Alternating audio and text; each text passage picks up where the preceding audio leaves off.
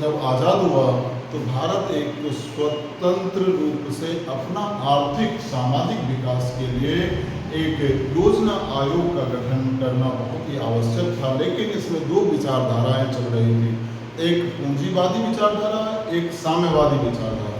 पूंजीवादी विचारधारा के मानने वालों को ही नेहरूवादी विचारधारा के लोग माना गया, क्योंकि इनका मानना था कि हमें कृषि और व्यवसाय दोनों को साथ लेकर चलना होगा। लेकिन कुछ ऐसे भी समूह थे जो गांधीवादी विचारधारा से प्रभावित थे और गांधी जी का मानना था कि हमारा भारत ग्रामीण प्रधान राष्ट्र है, कृषि प्रधान राष्ट्र है, तो हमें कृषि को ही आधार बनाकर आगे बढ़ना चाहिए और कृषि से ही हम पूर्ण विकास कर सकते हैं।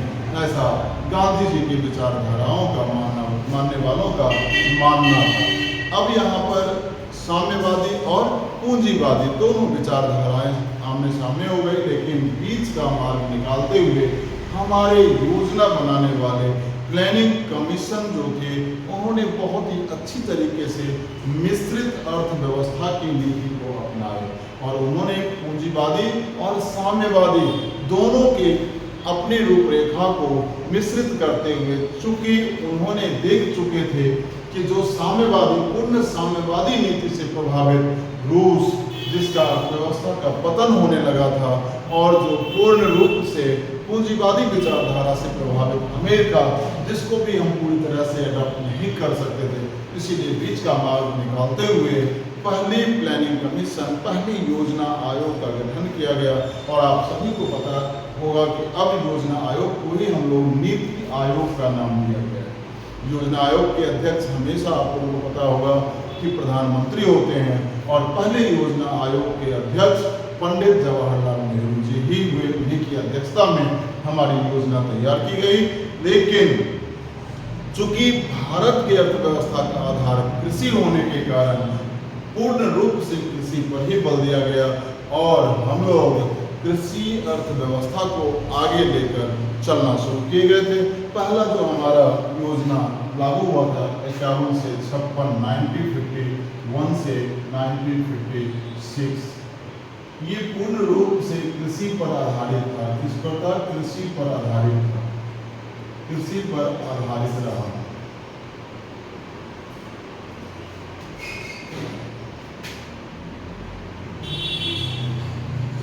योजना आयोग का गठन 1950 में हुआ था। 1950 में योजना आयोग का गठन हुआ था। 1951 में हम लोग पहली योजना को लागू करने में सक्षम हुए थे और मिश्रित अर्थव्यवस्था की नीति को लेकर हम लोग आगे बढ़े थे। समझ में आ गया आप लोगों को? कोई दिक्कत? अब देखिए, इस योजना में पूर्ण रूप से के कामराजन अर्थशास्त्री थे, उनका पूर्ण योगदान रहा। अब इसके बाद दूसरी जब हम लोग योजना तैयार किए तो दूसरी योजना में 1956 से लेकर 1961 तक, अब इसमें क्या था कि हम लोग कृषि के साथ साथ उद्योग को भी बढ़ावा देना, कृषि के साथ साथ उद्योग को भी बढ़ावा देना शुरू कर दिए।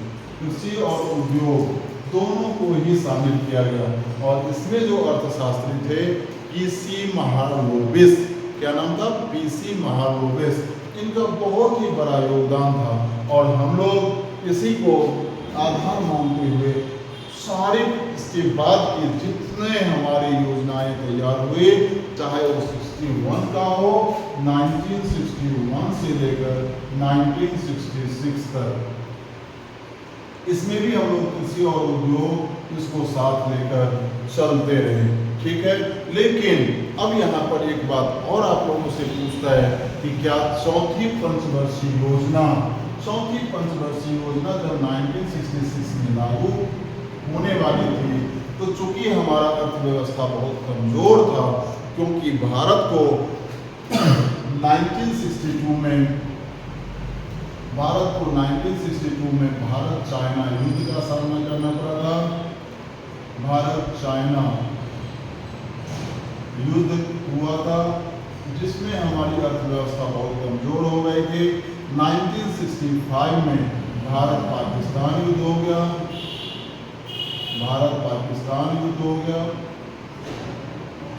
साथ ही साथ भारत के बहुत सारे कृषि प्रधान क्षेत्रों में अकाल पड़ गया। पश्चिम बंगाल, बिहार, यूपी, पश्चिम बंगाल, बिहार, उत्तर प्रदेश, इन क्षेत्रों में जो कृषि प्रधान प्रमुख क्षेत्र था, यहाँ पर अकाल पड़ जाने के कारण हम लोग 5 वर्ष की योजना तैयार करने में सक्षम नहीं हुए और यहाँ पर एक वर्ष के लिए योजना तैयार किया गया। 1966 से 1967, 1967 से 1968 और 1968 से 1969। अब यहाँ पर फिर दोबारा से हम लोग पंचवर्षीय योजना को लागू कर पाए।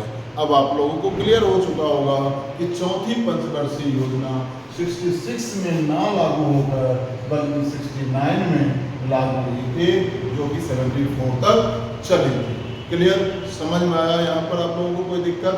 और एक बात और था, ये इतना घटना तो हुआ, ये भारत चाइना युद्ध हो गया, भारत पाकिस्तान युद्ध हो गया, बंगाल, बिहार और उत्तर प्रदेश में अकाल पड़ गया। साथ ही साथ भारत के दो प्रधानमंत्री जो बहुत ही बेसिक आधार हर एक तथ्यों का जानकार हम कह सकते हैं, या हम ये कह सकते हैं कि भारतीय राजनीति का जो सार थे उनका निधन हो चुका था। दो प्रधानमंत्री, दो रत्न को भारत खो चुका था, जिसमें पंडित नेहरू जी और लाल बहादुर शास्त्री जी। पंडित नेहरू जी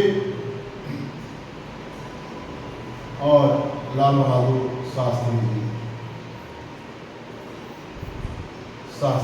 दोनों का निधन हो चुका था, निधन हो गया था। अब भारत उस स्थिति में नहीं रहा। हुआ क्या कि 1962 में जब भारत चाइना युद्ध हुआ तो कहीं न कहीं भारत जब अपना विदेश नीति तैयार कर रहा था तो चीन के समकक्ष रखकर ही पंचशील के सिद्धांत पर अपने विदेश नीति में आगे बढ़ा था कि अगर हम किसी के अस्तित्व में हस्तक्षेप नहीं करेंगे तो कोई हमारे ऊपर भी किसी तरह का कोई कुठाराघात नहीं करेगा। लेकिन ऐसा नहीं हुआ। 1962 में जब चीन ने आक्रमण कर दिया और हमारे लिए लद्दाख के बहुत सारे क्षेत्र को उन्होंने छीन लिया, कहीं न कहीं नेहरू जी अपना नैतिक जिम्मेदारी समझते हुए यहीं से इनका तबीयत खराब होना शुरू होता है और 1964 में नेहरू जी का निधन हो जाता है।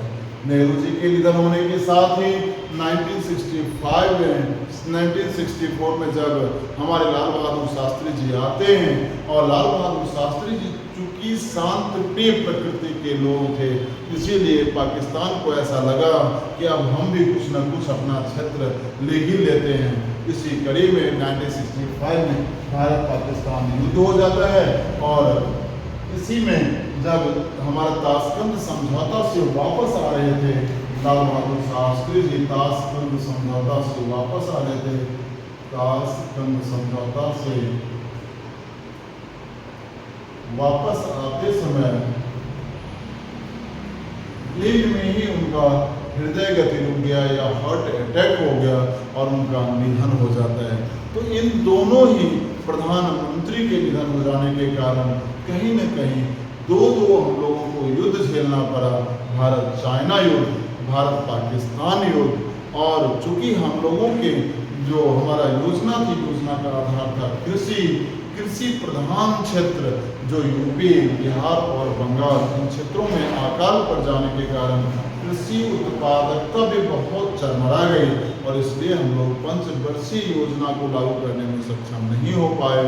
और 1966, 67 और 68 में सिर्फ और सिर्फ एक वर्ष के लिए योजना तैयार किए। 1969 से हम लोग फिर पंचवर्षीय योजना को तैयार करने में सफल हुए। क्लियर? इतना क्लियर है आप लोगों को? चलिए कोई बात नहीं।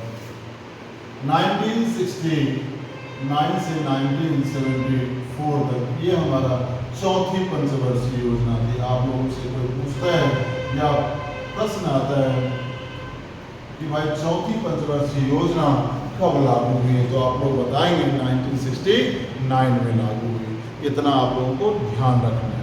अब क्या होता है कि जब चौथी पंचवर्षीय योजना लागू हुई, उस समय हमारे देश की प्रधानमंत्री श्रीमती इंदिरा गांधी जी हुआ करती थी, और इंदिरा गांधी जी की यहाँ पर बहुत ही ज़्यादा चुनौती बढ़ गया, क्योंकि भारत की अर्थव्यवस्था पहले से ही बहुत खराब हो चुकी थी, और लाल बहादुर शास्त्री जी के निधन के बाद जो हमारा कांग्रेस था उसमें भी कहीं न कहीं दरार सी पड़ गई थी। तो 1967 में कांग्रेस भी दो भागों में बट गई थी, गरम दल और कांग्रेस भी दो भागों में बट गई थी, इंदिरा गांधी की कांग्रेस या कांग्रेस आई और कांग्रेस ओ। ओल्ड थे जिसको सिंडिकेट कहा गया, और आई में इंदिरा गांधी के समर्थक कांग्रेस थे। लेकिन जो इंदिरा गांधी 67 में जब प्रधानमंत्री बनी थी तो इनकी लोकप्रियता बहुत ज़्यादा थी, परंतु देखते देखते समर्थन इनका कमजोर होने लगा। परंतु चूंकि ये पंडित नेहरू जी की पुत्री थी और इन्होंने जो कहा था 1967 में हद तक उसको पूरा भी किया, इसलिए इनको सत्ता हाथ लग गई।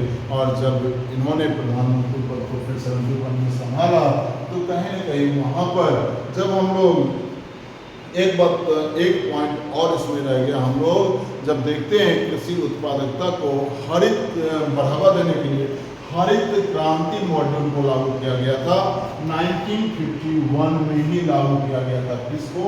हरित क्रांति मॉड्यूल को। हरित क्रांति क्या थी?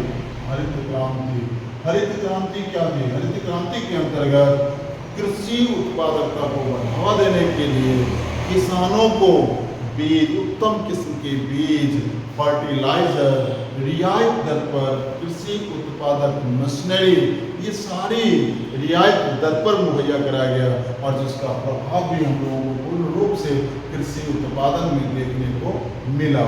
और हरित क्रांति का जो सफलता थी, पूर्ण सफलता, वो 66 में हो पाई।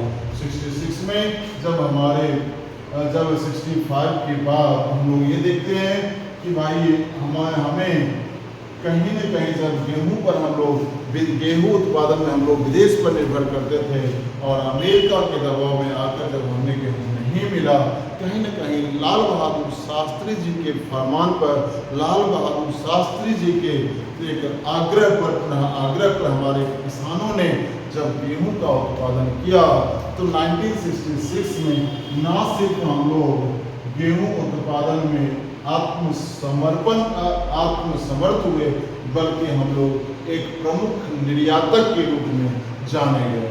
क्योंकि बात है 1966 में गेहूं उत्पादन के साथ ही हम लोग हरित क्रांति मॉड्यूल को पूर्ण सफल माने, और कहीं न कहीं हम लोगों की हरित क्रांति जो एक क्रांति थी वो पूर्ण रूप से अपने रूप को प्राप्त कर लिया।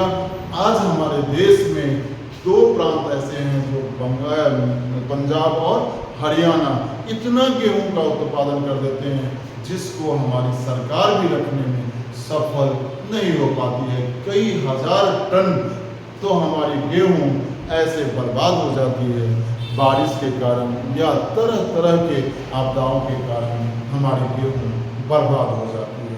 लेकिन जो भी हो, हम लोग आज आत्मसमर्थ हो गए कृषि उत्पादन में, और आज भारत प्रमुख गेहूं का निर्यातक राष्ट्र के रूप में जाना गया। क्लियर? कोई दिक्कत? चलिए आज हम इतना ही रहने देते हैं, और नेक्स्ट टॉपिक इससे आगे हम लोग नेक्स्ट क्लास में बढ़ा देंगे।